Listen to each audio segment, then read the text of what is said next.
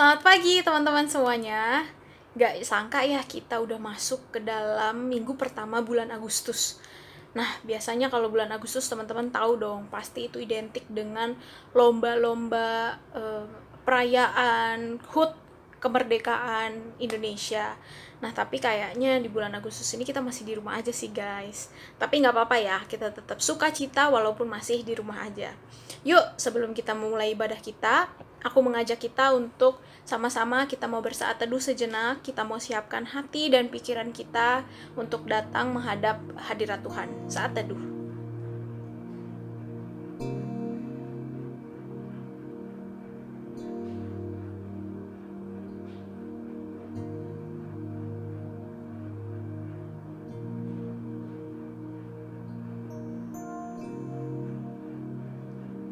Amin. Dan dengarlah panggilan beribadah ini. Mazmur 100 ayat yang pertama sampai kelima. Bersorak-soraklah bagi Tuhan, hai seluruh bumi. Beribadahlah kepada Tuhan dengan sukacita. Datanglah ke hadapannya dengan sorak-sorai. Ketahuilah bahwa Tuhanlah Allah. Dialah yang menjadikan kita dan punya dialah kita, umatnya dan kawanan domba gembalaannya. Masuklah melalui pintu gerbangnya dengan nyanyian syukur, ke dalam pelatarannya dengan puji-pujian. Bersyukurlah kepadanya dan pujilah namanya. Sebab Tuhan itu baik, kasih setianya untuk selama-lamanya, dan kesetiaannya tetap turun-temurun. Yuk, satu pujian yang aku ajak kita untuk sama-sama nyanyikan, satu hal yang kurindu.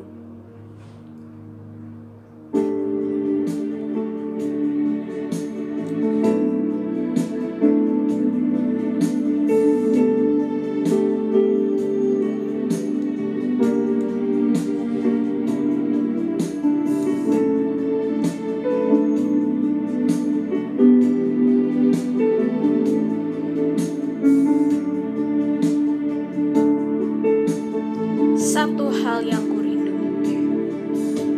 Satu hal yang kurindu,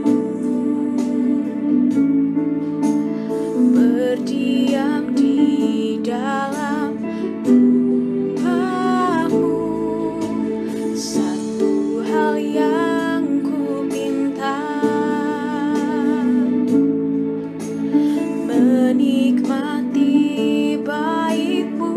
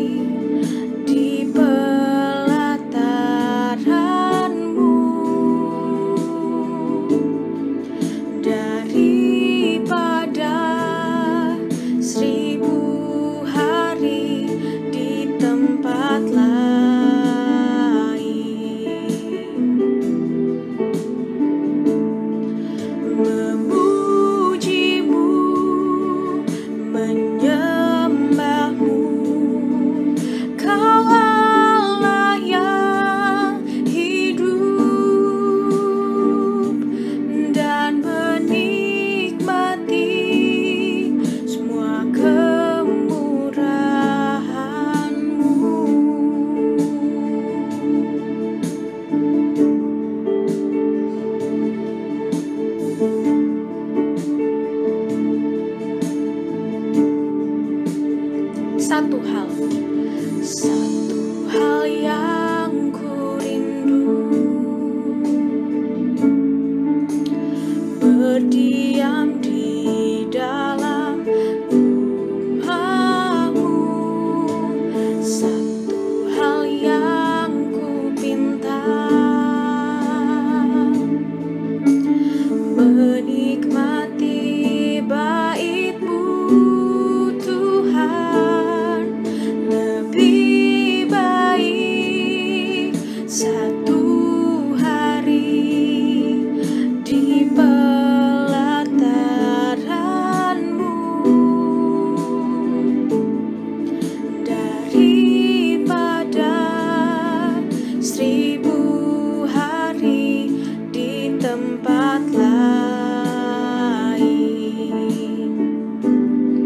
Memuji-Mu, menyembah-Mu, memuji-Mu, menyembah-Mu. Kau Allah yang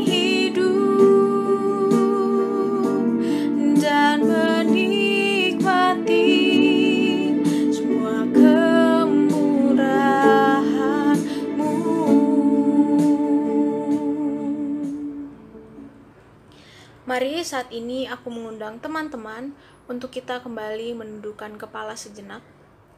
Aku mengajak teman-teman untuk mengingat kembali 1 minggu ke belakang.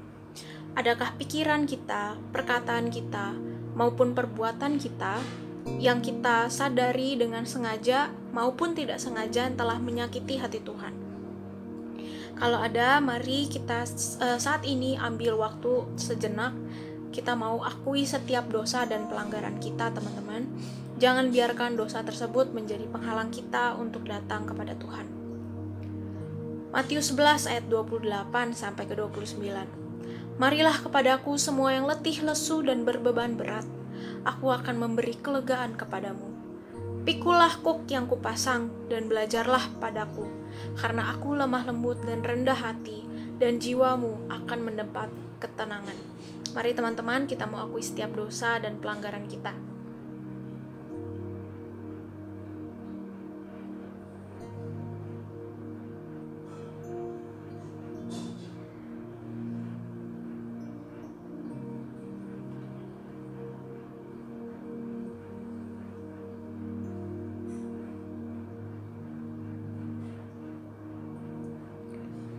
Ya Tuhan, Bapa kami di surga, kami datang kepadamu ya Tuhan membawa hati kami yang hancur.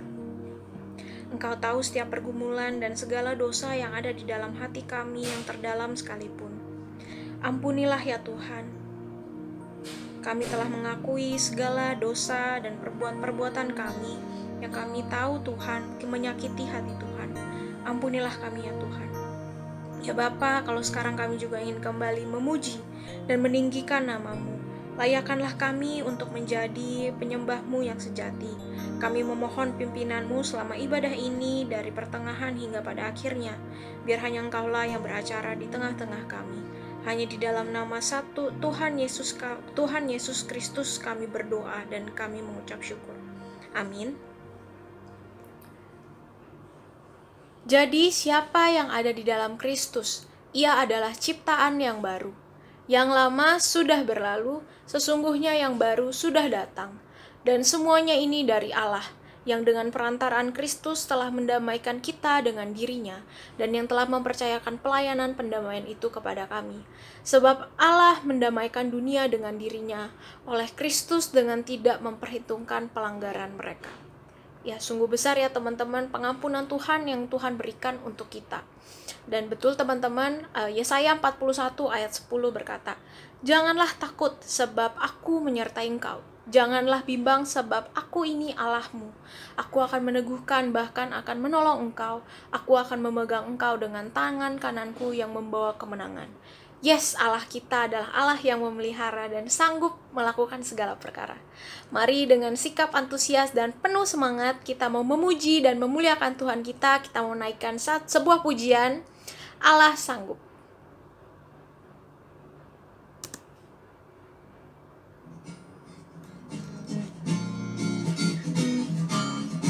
Dengan semangat ya teman-teman nyanyinya.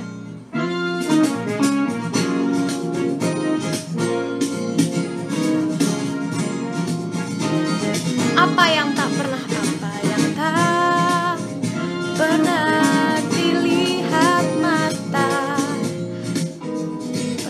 apa yang tak didengar telinga, yang tak pernah timbul di dalam hati, semua disediakannya bagi yang mengasihi Dia. Allah sanggup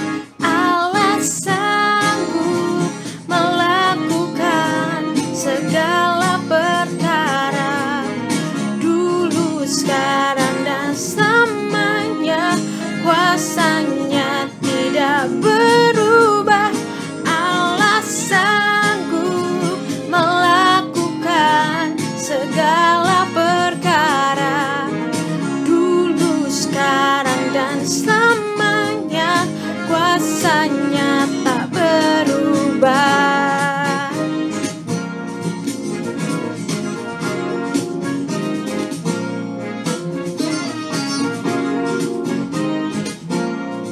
Apa yang tak pernah dilihat mata, apa yang tak pernah dilihat mata dan tak pernah didengar telinga, yang tak pernah timbul di dalam hati. Semua disediakannya bagi yang mengasihi Dia. Allah apa? Allah sanggup melakukan segala perkara, dulu, sekarang, dan selamanya. Kuasanya tidak berubah. Allah sanggup melakukan segala perkara, dulu, sekarang, dan selamanya. Kuasanya tak berubah.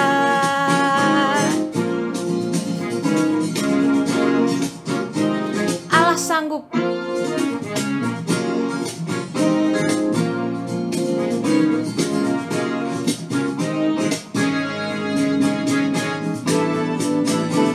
Allah sanggup melakukan segala perkara, dulu, sekarang, dan selamanya. Kuasanya tidak berubah. Allah sanggup melakukan segala perkara, dulu, sekarang, dan selamanya. Kuasanya tak berubah. Dulu, sekarang, dan selamanya. Dulu, sekarang, dan selamanya. Dulu, sekarang, dan selamanya. Kuasanya tak berubah. Allah kita sanggup ya teman-teman. Allah kita sungguh hebat ya. Saat ini teman-teman dipersilahkan untuk bangkit berdiri.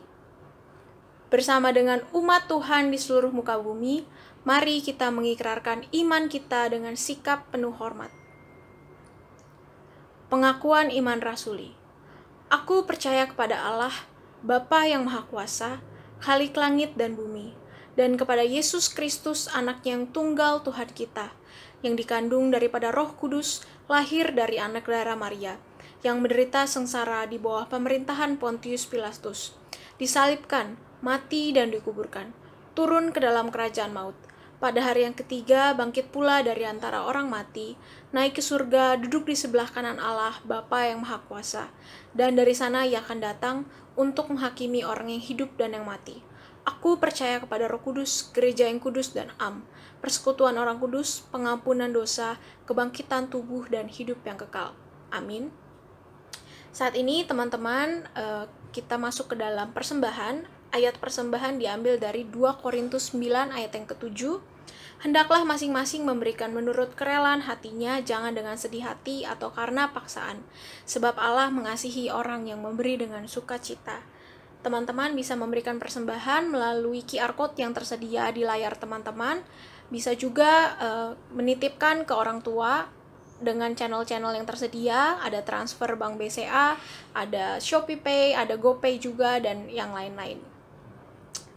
Baik, saat ini kita juga mau masuk ke dalam doa syafaat. Aku mengajak teman-teman kita untuk mendoakan satu buah pokok doa syafaat. Mari kita berdoa untuk kondisi pandemi COVID di seluruh dunia. Beberapa hari yang lalu aku lihat berita gitu ya, kalau kasus COVID itu kembali naik, gak cuma di Indonesia saja, tetapi di negara-negara lain seperti di Jepang, Amerika, Korea Selatan, dan termasuk juga Indonesia di dalamnya. Mari kita mau berdoa, kita terus meminta belas kasihan Tuhan untuk mengampuni segenap bangsa kita, segenap umat di muka bumi, agar pandemi ini juga bisa berlalu, dan kita bisa hidup dengan bebas kembali seperti sedia kala. Yuk, mari teman-teman kita berdoa ya. Ya Tuhan Allah Bapa kami di surga, saat ini kami datang kepadamu Tuhan, kami berdoa, kami menyerahkan untuk kondisi pandemi COVID-19 Tuhan yang masih terus berlangsung. Kami dengar Tuhan tidak hanya di Indonesia saja, tetapi di negara-negara lain seperti di Jepang, di Amerika, di Korea Selatan, kasus COVID juga kembali naik ya Tuhan. Ya Bapa, kami sungguh Tuhan meminta belas kasihan daripada Tuhan.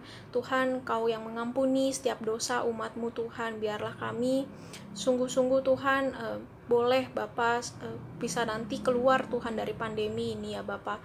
Kami rindu Tuhan untuk bisa kembali seperti sedia kala Tuhan, bisa pergi ke gereja, bisa pergi ke sekolah. Ya Tuhan, kami sungguh-sungguh memohon ampun Tuhan, kami meminta belas kasihan daripada Tuhan untuk memulihkan bangsa dan negara kami. Sungguh ya Bapa, kami berdoa menyerahkan semua pergumulan kami di dalam tangan Tuhan. Hanya di dalam nama Tuhan Yesus Kristus sajalah kami berdoa dan memohon. Amin. Ya, aku teringat teman-teman sebuah lagu gitu ya. Di bulan Agustus ini banyak teman-teman kita, sekitar kita, sekeliling kita yang masih belum mengenal Tuhan. Dan sehingga aku teringat sebuah lagu. Judulnya ini adalah People Need the Lord. Kalau dari bahasa Indonesia, mereka perlukan ya. Jadi kata-katanya di sini di bahasa Indonesianya, tiap hari kutemukan mereka yang terhilang, hidup yang tak menentu arah tujuan. Di refnya, mereka perlukan kasih Yesus yang benar sebagai jawaban. Mereka perlukan, tidakkah kau sadari mereka perlukan. Yuk teman-teman, mari kita mau menyanyikan lagu ini, biarlah lagu ini juga menjadi pengingat bahwa kita sebagai anak-anak Tuhan dikirim untuk menjadikan terang dan garam bagi teman-teman, bagi seluruh dunia. Yuk kita sama-sama mau menyanyikan lagu ini ya.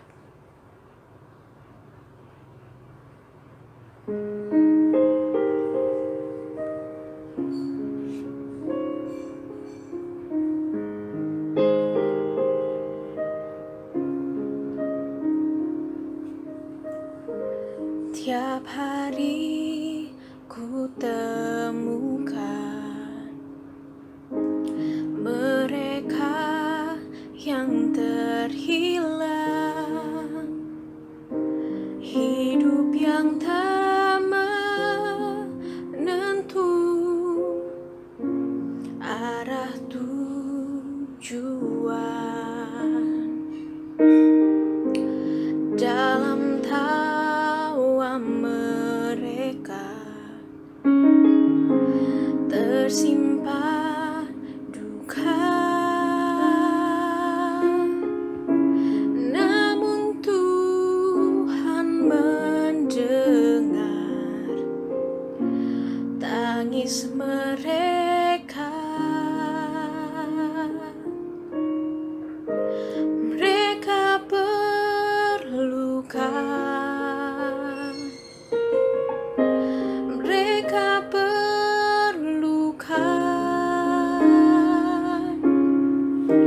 kasih Yesus yang benar sebagai jawaban. Mereka perlukan, mereka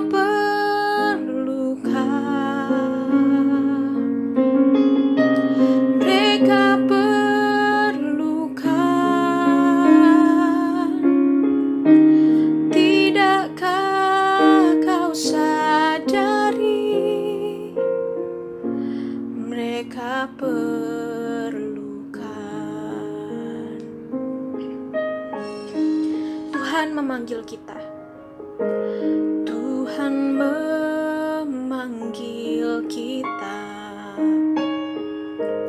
untuk menjadi terangnya. Tiada lebih berharga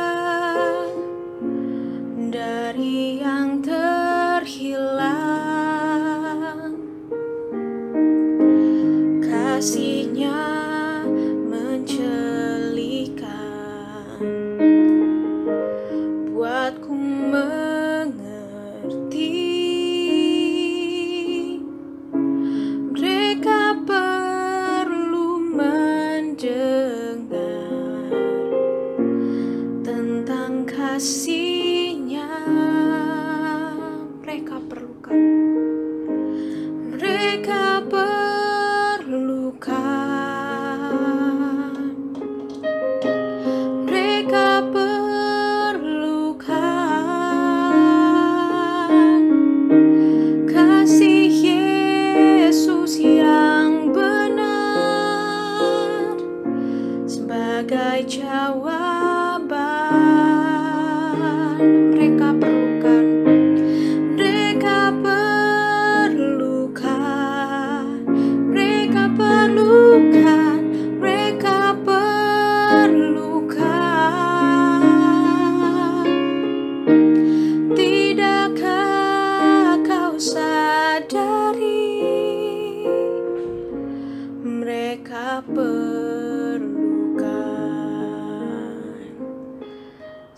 lagu ini bisa jadi pengingat juga ya teman-teman, bahwa kita di saat ini adalah garam dan terang, sehingga kita bisa mengabarkan berita Injil kepada teman-teman kita sekeliling sekitar kita yang belum mengenal Tuhan. Ya, firman Tuhan akan dibawakan oleh Lausetimi. Halo, selamat hari Minggu guys. Terima kasih untuk Cisala yang sudah memimpin ibadah tadi. Nah guys, sebelum kita akan mulai pelajaran kita pada hari ini, aku ajak kita sama-sama untuk berdoa ya. Mari kita berdoa. Tuhan, selamat pagi. Terima kasih buat anugerah Tuhan dalam hidup kami. Ketika kami boleh kembali mendengarkan firman Tuhan, boleh diberi kesempatan pada Tuhan untuk belajar. Tuhan, biarlah kami melihat ini adalah sebuah anugerah. Tuhan, pada hari ini berdoa menyerahkan untuk Kotimi yang hari ini akan membawakan firman, menyerahkan juga untuk keadaan diri kami Tuhan masing-masing. Biarlah kami tidak hanya menjadi seorang anak Tuhan yang tahu sekedar informasi, tapi sungguh boleh mendapatkan inspirasi dan juga mendapatkan relasi dengan Tuhan. Tolong kami Tuhan untuk boleh mengerti firman Tuhan. Dalam nama Tuhan Yesus kami sudah berdoa. Amin. Oke guys. Jadi mungkin kalian ada yang tahu bahwa hari ini tema kita sudah masuk ke kitab Ayub. Nah, sedikit mengulang yang sudah disampaikan Koden. Koden kan kemarin kalau kalian ingat, dan tentunya harus kalian ingat ya, kita belajar soal kitab Ester. Nah, sekarang kita udah masuk ke kitab puisi, dimulai dari kitab Ayub. Nah, tapi hari ini kita akan belajar dari part satunya aja, karena nanti part 2 akan diajarkan minggu depan di Zoom. Jadi teman-teman, pastikan kalian juga datang ke ibadah, dan memang harus ibadah ya. Dan untuk mengetahui lebih lengkapnya bisa minggu depan di part kedua di Zoom. Nah, kali ini kita akan membahas part pertamanya. Nah, teman-teman, sesuai yang teman-teman juga tahu, hari ini temanya agak lucu ya teman-teman ya. Apa namanya? Temanya itu kan bener, salah lebih salah lagi. Nah, hari ini mungkin kalau teman-teman pasti sebelumnya sudah pernah kenal cerita tentang Ayub. Nah, teman-teman tahu lah ya kenapa bisa ada tema ini untuk cerita Ayub gitu. Pasti udah related banget lah ya. Karena kalian tahu pasti Ayub itu menceritakan seorang tokoh yang sebenarnya dia benar-benar aja gitu, tapi kenapa dia kayak dapat malapetaka gitu ya. Dan itu yang kita bingung sampai sekarang. Gitu ya teman-teman ya. Jadi ya jujur aja, memang kalau misalnya untuk seperti Kotimi pun, maksudnya memang sudah berkali-kali mendengarkan cerita Ayub, memang sampai satu titik ngerasanya kayak kasihan ya Ayub gitu. Tapi ya ada satu hal sih yang kita bisa pelajarin gitu dari kisah Ayub, dan ini yang akan kita bahas pada hari teman-teman. Nah, teman-teman, untuk belajar hari ini, aku akan memfokuskan pembahasan pada kitab Ayub pasal 1 sampai dengan pasal 21. Nah, teman-teman, aku ajak kita sama-sama buka Alkitab kita ya. Pastikan teman-teman ada Alkitab. Entah mau gadget, entah mau Alkitab buku, pokoknya tolong siapin aja. Oke, teman-teman. Ayat yang pengen ku angkat adalah di Ayub pasal yang kedua. Kita baca ayat 8 sampai dengan 10 ya teman-teman ya. Oke, sekali lagi ku ingetin teman-teman, pada saat ibadah kayak gini ya usahakanlah untuk kalian tetap bisa stay tune dengan cara tetap ya siapinlah Alkitabnya, oke? Kalian lebih nyaman Alkitab buku atau Alkitab gadget, terserah, apa aja boleh, tapi yang penting tetap siapin Alkitabnya ya. Nah, teman-teman, kita akan buka dari Ayub pasal yang kedua ayat 8 sampai 10, aku bacakan ya. Jadi, lalu Ayub mengambil sekeping beling untuk menggaruk-garuk badannya sambil duduk di tengah-tengah abu. Maka berkatalah istrinya kepadanya, Masih bertekunkah engkau dalam kesalehanmu? Kutukilah Allahmu dan matilah. Nah, teman-teman, ini adalah bagian yang paling penting gitu ya, pada masa-masa ini di ayat 10. Tetapi jawab Ayub kepadanya, engkau berbicara seperti perempuan gila. Apakah kita mau menerima yang baik dari Allah, tetapi tidak mau menerima yang buruk? Dalam kesemuanya itu, Ayub tidak berbuat dosa dengan bibirnya. Nah, teman-teman, sedikit mengulang cerita tentang Ayub, jadi biar ini jadi gambaran kita sama-sama aja. Aku yakin kalian yang nonton, kok nonton ya? Aku yakin kalian yang beribadah sekarang nih di depan, yang lagi nonton rekaman ini pasti juga tahu tentang cerita Ayub. Cuma ini biarkan kita sedikit review dikit soal kisah Ayub sendiri gitu ya. Jadi teman-teman, di Alkitab ini ya, kisah Ayub ini merupakan kisah yang cukup menarik, bahkan bisa dibilang sangat menarik teman-teman, karena memang kisah Ayub ini tidak diceritakan secara historis. Nah, tentu ya teman-teman, kalau kalian belajar perjanjian lama, itu kan sangat kental dengan nuansa sejarah ya. Jadi kayak si A punya keturunan B, B punya keturunan C, C punya keturunan D. Nah, setiap cerita itu tuh ada aja kayak ini keturunan siapa seperti itu. Tapi di kitab Ayub ini kita hanya dikasih cerita tentang seseorang yang tidak diketahui ini keturunan siapa gitu. Nah, itu adalah salah satu hak keunikan dalam kisah Ayub. Jadi, yang bisa kita dapat dari cerita ini adalah memang mungkin bukan tentang keturunan ya, bukan tentang legacy, tapi memang benar-benar tentang kehidupan antara umat Tuhan secara pribadi ya, dengan keluarganya dia, ya dengan Tuhan. Seperti itu teman-teman. Nah, di Alkitab diceritakan bahwa karakter Ayub itu tuh tidak bercacat celah. Oke, tidak bercacat celah. Terus dia juga adalah orang yang benar, kemudian dia adalah orang yang menghormati Tuhan. Nah, teman-teman, ini adalah suatu hal yang ya bisa dibilang unik ya di Alkitab ya, teman-teman. Kenapa? Kalau misalnya kalian kemarin kan udah belajar perjanjian lama.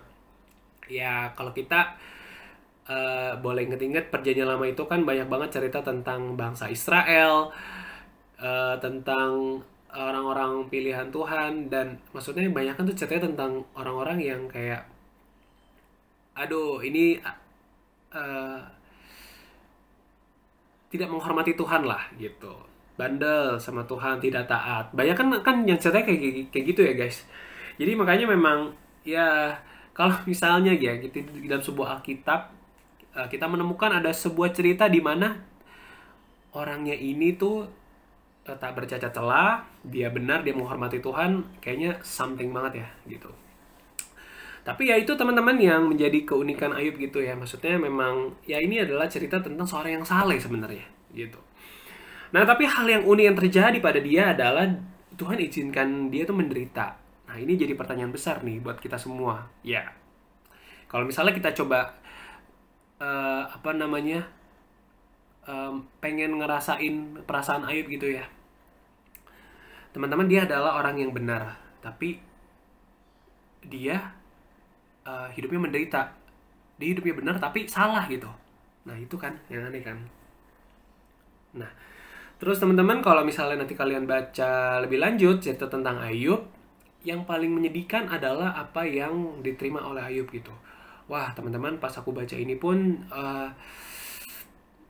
sedih sih gitu ya. Dia benar-benar menderita secara ya kehilangan semuanya, kehilangan materi, terus kehilangan relasi juga dengan orang-orang yang paling dekat dengan dia gitu ya, yaitu istri, anak-anaknya, dan juga dia juga berselisih paham dengan sahabatnya gitu kayak terus juga ya teman-teman, kalau nanti juga baca, dia juga kayak mengalami penyakit kulit yang sangat luar biasa, istilah menyakitkan lah gitu. Nah, satu hal ya teman-teman, kalau misalnya kita perhatiin cerita ini, mungkin kalau misalnya ditanya perasaan kamu tuh kalau pas dengar cerita itu kayak gimana, rasanya kayak cuma kasihan gitu. Kenapa ada orang yang sebenarnya memberikan hidupnya untuk menjalani sesuatu yang benar, tapi kok malah in the end malah salah gitu hidupnya dia. Padahal kita tahu jelas ya, orang yang benar harusnya kan pengennya ya, menurut kita. Orang yang benar harusnya hidupnya ya baik-baik aja gitu. Nah, tapi ini orang benar malah hidupnya jadi kayak nggak baik gitu. Karena dia mendapatkan segala sesuatu yang gak enak gitu. Gitu guys. Nah, teman-teman, akhirnya cerita tentang Ayub tadi membawa kita kepada 3 pertanyaan besar yang ada selama kita mempelajari kitab ini gitu ya. 3 pertanyaan besar. Jeng jeng jeng jeng. Oke, sekarang aku mulai ya. Nah, pertanyaan pertama itu tuh adalah timbul pertanyaan seperti ini, teman-teman. Apakah Allah adil? Nah, ini dia. Aku yakin di sini kan yang nonton kan umurnya kelas berapa ya? 5, 6 SD, 1, 2 SMP. Betul. Ya, kira-kira range umur kalian itu di umur 10 tahun sampai 14 tahun. Setuju lah ya. Ya, aku nggak tahu sih kalian ada yang lebih kecil, lebih muda, atau yang lebih besar. Tapi aku rasa kayak jarak umurnya sih di umur segitu gitu. Nah, kalian tentu tahu kalau misalnya yang namanya keadilan, kalau kalian dulu belajar di sekolah tuh seperti apa? Ya udah, jika kamu melakukan yang baik, ya kamu pasti dapat yang baik itu. Minimal banget kamu tuh nggak dapat hukuman lah, iya kan?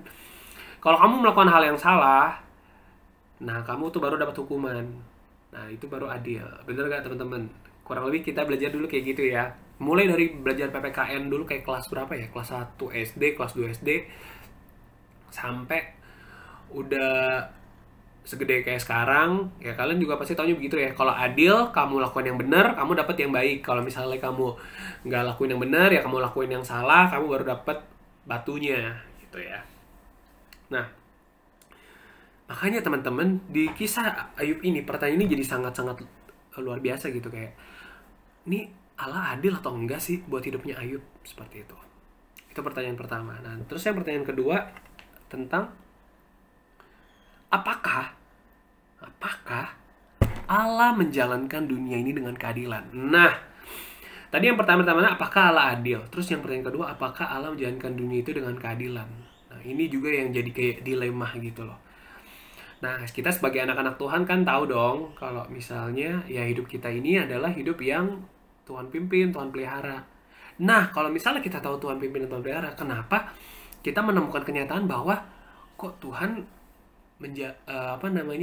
berbuat seperti ini sama Ayub? Apakah Tuhan apakah Tuhan memimpin hidup Ayub dengan keadilan? Nah, ini juga pertanyaan besar kedua teman-teman yang perlu akan kita bahas di pelajaran hari ini. Nah, terus yang ketiga nih teman-teman, pertanyaan yang besarnya ada lagi soal penderitaan Ayub. Nah, teman-teman tentunya tahu Ayub itu sangat-sangat menderita banget ya di cerita ini. Nah, tapi pasti kalau misalnya dari Ayub sendiri, ketika dia mendapatkan penderitaan ini, pasti dia nanya dong sama Tuhan. Tuhan, sebenarnya maksud Tuhan apa memberikan saya penderitaan ini gitu? Apakah saya ada salah? Apakah anak-anak saya yang salah? Atau apa Tuhan gitu? Saya bingung gitu. Nah, teman-teman, ini adalah pertanyaan besar juga yang akan dibahas di kitab ini gitu ya. Bagaimana sih benar-benar penderitaan Ayub ini bisa terjawab, teman-teman, gitu. Jadi aku ulangin. Jadi ketika kita belajar kitab Ayub gitu ya, ada tentunya 3 pertanyaan besar yang memang akan kita lihat gitu. Pertama, apakah Allah adil? Kedua, apakah Allah menjalankan hidup ini dengan adil? Dan ketiga, bagaimana yang namanya penderitaan dalam kehidupan itu tuh bisa terjawab atau enggak? Gitu teman-teman. Jadi satu hal teman-teman ya yang pengen ku sampaikan di belajar Ayub ini adalah, guys, ini adalah salah satu kitab yang memang sulit ya. In the end, ya kita akhirnya mempelajarinya bukan berdasarkan logika aja, tapi benar-benar ya berdasarkan relasi lah dengan Tuhan. Gitu ya teman-teman. Nah, teman-teman, satu hal gitu ya yang perlu aku sampaikan sampaikan ke kalian juga gitu ya saat kita belajar tentang kitab Ayub ini. Teman-teman pasti akan menemukan hal-hal yang kayak, lo kok begini ya, kok begini ya Lausa ya, kenapa kok hidup tuh jadi begini banget, kayak mungkin kalian bisa sampai satu titik kayak, aduh aku jadinya bingung nih, kenapa kayak ada orang yang benar-benar deket banget sama Tuhan, benar-benar belajar firman Tuhan, kok malah hidupnya jadi nggak baik-baik aja. Itu kegalauan yang mungkin akan kalian pikirkan gitu ya. Jadi ini kan kayak dari dulu dari sekolah minggu kan suka diajarin kan, ya Tuhan menyertai hidup kita, Tuhan uh, suruh kita untuk jadi anak yang baik, maksudnya kayak baca firman tiap hari, kemudian juga doa tiap hari gitu. Udah deket banget sama Tuhan, tapi kenapa malah dikasih begini ya gitu ya, malah dikasih hal yang gak enak. Nah teman-teman, aku mengerti deh kalau misalnya di antara kalian mungkin ada yang berpikir pertanyaan seperti itu. Nah, tapi teman-teman, ada satu hal yang makanya aku ingin sampaikan ke kalian gitu ya, khususnya ketika kita belajar Ayub, apa sih sebenarnya yang kita mau pelajarin gitu. Nah, teman-teman, sadar nggak sih kalau kita ini kadang-kadang ya sebagai anak Tuhan, kadang-kadang kita tuh bisa lebih besar asumsinya dibandingkan relasinya. Nah, aku ulang kata-kata yang ini ya teman-teman. Teman-teman pernah nggak sih kita sebagai anak Tuhan, kita tuh lebih merasa asumsi kita tuh di atas, lebih tinggi daripada relasi. Kalian di sini ada yang ngerti kan asumsi nggak sih? Ya asumsi itu kayak perkiraan gitu loh teman-teman. Nah maksudnya tuh kayak begini teman-teman. Kadang-kadang kita jadi anak Tuhan, kadang-kadang kita memang akhirnya jadi istilahnya ngatur sendiri. Oh Tuhan, aku ini anaknya anak yang baik banget misalnya. Hari ini aku udah jadi anak yang baik.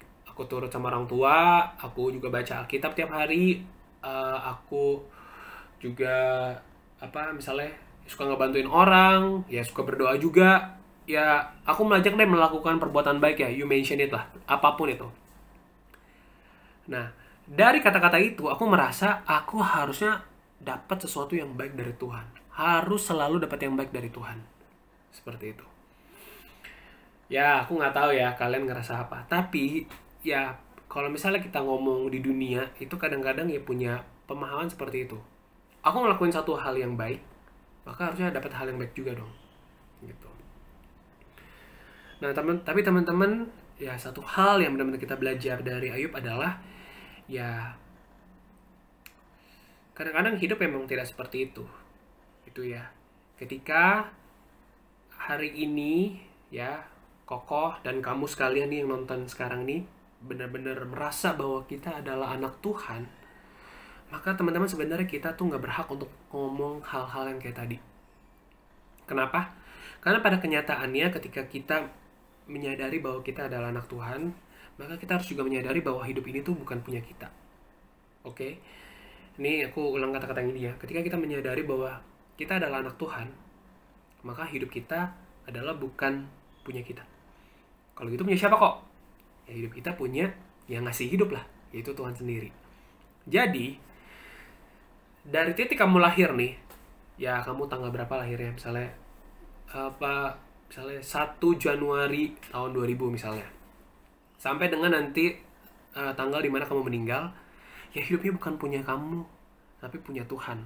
Kalau kita adalah anak-anak Tuhan ya, kita harus punya pemahaman seperti itu. Jadi intinya yang pengen gue sampaikan adalah di dalam hidup ya, selain kita gede-gedein perkiraan atau selain kita gede-gedein asumsi, teman-teman akan lebih benar kalau misalnya kita mengejar relasi sama Tuhan. Oke? Nah, hari ini salah satu bagian kitab Ayub sangat-sangat menjelaskan soal hal ini gitu teman-teman. Bagaimana yang namanya relasi itu harus di atas asumsi. Oke? Maka jadi anak Tuhan, jangan sampai kamu terperangkap sama asumsi yang besar. Tapi biarlah kamu terperangkap dalam relasi yang sangat dekat dengan Tuhan. Nah, terus ya teman-teman, ketika akhirnya kita in the end belajar soal relasi sama Tuhan, kita ya sedikit-sedikit akhirnya lebih bisa mengenal dan bisa mengerti sih tentang cerita Ayub ini. Kayak gitu. Ya kalau misalnya pun nanti ya kalau kalian baca ya cerita Ayub ini totalnya ada sekitar eh, berapa ya, coba aku cek dulu. Total ada 42 pasal ya teman-teman ya. Nah, teman-teman nanti bisa ngelihat pasal-pasal awal di mana ya Ayub benar-benar menderita, kemudian pasal-pasal di mana dia terus mempertanyakan. Tapi ya kita melihat ini sedikit spoiler ya. Kalau misalnya di pasal akhir pun benar-benar kehidupan Ayub tuh dipulihkan sama Tuhan. Tapi teman-teman yang penting sebenarnya bukan soal benar-benar bagian awal dan bagian akhirnya gitu. Tapi benar-benar kalian akan melihat tuh relasi antara Ayub dengan Tuhan. Ketika Ayub benar-benar bisa menjadi dirinya dia apa adanya gitu teman-teman. Dia benar-benar bisa mencurahkan semua kegalauan, semua pertanyaannya dia kepada Tuhan. Dan di situ Tuhan benar-benar temenin Ayub di dalam pergumulan itu. Nah, itu adalah benar-benar contoh relasi anak Tuhan yang bisa kita lihat gitu dan terjadi di Alkitab gitu ya. Jadi teman-teman, salah satu hal yang kita bisa pelajarin dari kisah Ayub hari ini adalah tentang relasi di atas asumsi. Oke, ya. Semangat guys. Bukan suatu hal yang mudah, tapi itulah yang Tuhan janjikan. Benar-benar relasi dengan Tuhan itu di atas asumsi kita. Gitu. Nah, kemudian in the end kita akan belajar juga tentang sikap sama Tuhan gitu ya. Nah, teman-teman, ini adalah suatu hal yang memang bisa aku bilang ya perlu kita pelajarin lah. Karena memang sikap kita terhadap Tuhan bukan suatu hal yang menurut aku kayak harus dipaksa gitu. Enggak. Buat aku, ya sikap kita terhadap Tuhan ya memang harus jadi sikap yang apa adanya. Maksudku apa? Jadi kayak gini teman-teman. Dulu kalau misalnya mungkin kalian pernah denger ya gitu ya kayak jadi anak Tuhan itu harus selalu semangat. Jadi anak Tuhan itu tuh nggak boleh rapuh. Jadi anak Tuhan tuh harus punya pengharapan. Bener kok teman-teman. Aku nggak menyalahkan hal-hal yang tadi aku bilang gitu. Tapi teman-teman, aku bersyukur ya semakin kalau misalnya kita belajar tentang Alkitab ya. Khususnya nih ya kalau misalnya aku kesaksian pribadi gitu ya. Sekarang umurku kan 27 gitu. Ya selama 27 tahun ini aku makin belajar tentang Alkitab ya, aku semakin tahu bahwa wah teman-teman, Tuhan kita tuh adalah Tuhan yang luar biasa gitu ya. Dari dulu tuh aku kayak punya anggapan kalau Tuhan tuh luar biasa, umatnya pun harus luar biasa. Ya memang itu benar. Tapi teman-teman, Tuhan kita adalah Tuhan yang luar biasa, tapi dia mau menerima kita ya biasa-biasa aja. Jadi teman-teman, satu hal yang luar biasa gitu ya, siapapun kita gitu ya, siapapun kita, tapi mungkin kita bukan orang yang hebat, mungkin kita orang yang biasa-biasa aja, atau mungkin teman-teman kita adalah orang yang sangat-sangat berdosa. Tapi teman-teman, satu hal kenyataan ini, Tuhan dengan kasih karunia-Nya, dia menerima kita. Itu yang sangat luar biasa teman-teman. Nah, nanti teman-teman akan belajar di kitab Ayub pun, Ayub itu menjadi orang-orang yang Ayub tuh di sini tuh responnya Ayub tuh menjadi orang yang mempertanyakan terus sama Tuhan. Dia marah sama Tuhan. Tuhan kenapa? Tuhan kenapa? Tuhan kenapa? Tuhan kenapa? Gitu. Ayub marah sama Tuhan. Tapi ya teman-teman, Tuhan responnya bukannya malah kayak menghukum Ayub gitu. Tapi Tuhan tuh menghendaki rasa marah Ayub itu ke Tuhan itu seperti apa. Jadi benar-benar Tuhan tuh benar-benar menerima Ayub tuh apa adanya. Semua perasaan Ayub, kesel, sedih, apapun itu, ya kekecewaan apapun itu Tuhan benar-benar terima. Dan teman-teman itu yang in the end akan membuat hubungan Ayub dengan Tuhan itu akan menjadi semakin dekat. Itu ya. Nah teman-teman, kalau misalnya gitu ya kita balikin ke konteks kita zaman sekarang gitu ya, mungkin teman-teman ada yang kayak juga bertanya, kok ini aku gimana ini ya lagi zaman corona begini, kayaknya hidup tuh gak enak banget gitu loh. Terus kalian ada suka pertanyaan kayak gini, kok kalau misalnya Tuhan sayang sama dunia ini kenapa ya dikasih corona gitu. Corona tuh buat banget kita tuh tersiksa banget ya. Aku nggak tahu apa yang kalian alami gitu ya untuk corona ini, tapi mungkin di antara kalian ada yang memang sanak saudaranya, mungkin teman-temannya ada yang menjadi korban karena virus ini gitu. Ya, dan mungkin kalian bisa mempertanyakan hal-hal kayak yang tadi aku bilang gitu. Kalau misalnya Tuhan menyayangi dunia ini, kenapa gitu ada corona?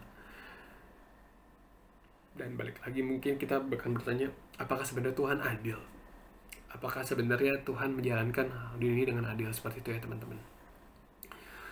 Tapi ya balik lagi ya teman-teman, ya seperti yang aku bilang tadi ya, relasi kita dengan Tuhan itu harus di atas asumsi kita terhadap Tuhan. Sekali lagi, relasi kita dengan Tuhan harus di atas asumsi kita terhadap Tuhan. Nah teman-teman, semakin kita mengenal Tuhan, teman-teman akan semakin mengenal bahwa Tuhan adalah Tuhan yang memelihara kita. Nah, jadi mungkin teman-teman ini ya sekali lagi ini bukan suatu hal yang mudah ya. Kadang-kadang kita sebagai anak Tuhan kita melihat bahwa apapun yang Tuhan sediakan di dalam hidup ini itu memang adalah rencana Tuhan untuk kebaikan kita. Ya. Jadi sama ketika kita mungkin belajar tentang ya cerita Ayub hari ini gitu ya. Kenapa ada orang yang hidupnya benar tapi kelihatannya kayak salah? Ya teman-teman, ini adalah suatu rencana yang Tuhan juga sediakan untuk Ayub secara pribadi. Seperti itu. Nah, teman-teman, minggu depan kita juga kembali akan mempelajari kisah Ayub setengahnya gitu ya, dari pasal 22 sampai 42 gitu ya. Nah, nanti mungkin juga akan di-sharingkan bagaimana kisah akhir cerita Ayub dan pergumulan yang Ayub alami khususnya bersama dengan orang-orang terdekatnya gitu ya, teman-temannya gitu. Nah, mungkin akan dibahas di minggu depan. Jadi pada hari ini aku udah selesai untuk memberikan pembahasan firman Tuhan hari ini. Sekali lagi aku pengen kita baca gitu ya, Ayub pasal yang ke-1 ayat 8 sampai 10 untuk penutup firman Tuhan hari ini. Ya, lalu Ayub mengambil sekeping beling untuk menggaruk-garuk badannya sambil duduk di tengah-tengah abu. Maka berkatalah istrinya kepadanya, "Masih bertekunkah engkau dalam kesalehanmu? Kutukilah Allahmu dan matilah." Nah, ayat 10. Tetapi jawab Ayub kepadanya, "Engkau berbicara seperti perempuan gila. Apakah kita mau menerima yang baik dari Allah, tetapi tidak mau menerima yang buruk?" Dalam kesemuanya itu, Ayub tidak berbuat dosa dengan bibirnya. Nah, teman-teman, ya kalimat terakhir untuk hari ini, ya biarlah kita menjadi anak Tuhan yang bisa semakin dalam relasi dan semakin cetek di dalam asumsi. Oke.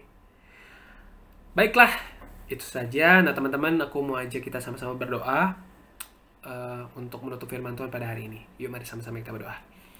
Tuhan, terima kasih buat anugerah Tuhan, khususnya buat setiap kami yang bisa mendengarkan firman Tuhan pada hari ini. Tuhan, sungguh kami hari ini kadang-kadang juga melihat, kadang-kadang juga sering kebingungan juga Tuhan melihat cerita-cerita tentang orang-orang yang ada di Alkitab, khususnya cerita tentang Ayub. Tuhan, di balik cerita Ayub, kami sungguh bersyukur kami boleh mengenal Tuhan, Tuhan yang boleh selalu ada untuk kami dan Tuhan yang selalu menerima kami apa adanya. Kami sungguh Tuhan, mohon biarlah kami menjadi anak-anak Tuhan yang boleh semakin dekat di dalam Tuhan, boleh semakin dalam di dalam relasi dengan Tuhan, dan juga semakin cetek di dalam asumsi kami ya Tuhan terhadap Tuhan. Ajar kami untuk terus menjadi orang yang berserah kepada Tuhan dan terus berpengharapan kepada Tuhan, khususnya di dalam keadaan situasi yang terdampak COVID ini Tuhan. Terima kasih Tuhan sekali lagi buat hari ini. Bersyukur untuk pimpinan Tuhan. Dalam nama Tuhan Yesus kami sudah berdoa dan ucap syukur. Amin. Amin. Oke guys, kalau gitu itu aja. Minggu depan kita akan Zoom ya kalau nggak salah ya. Ya tapi jujur aku juga rindu tiap minggu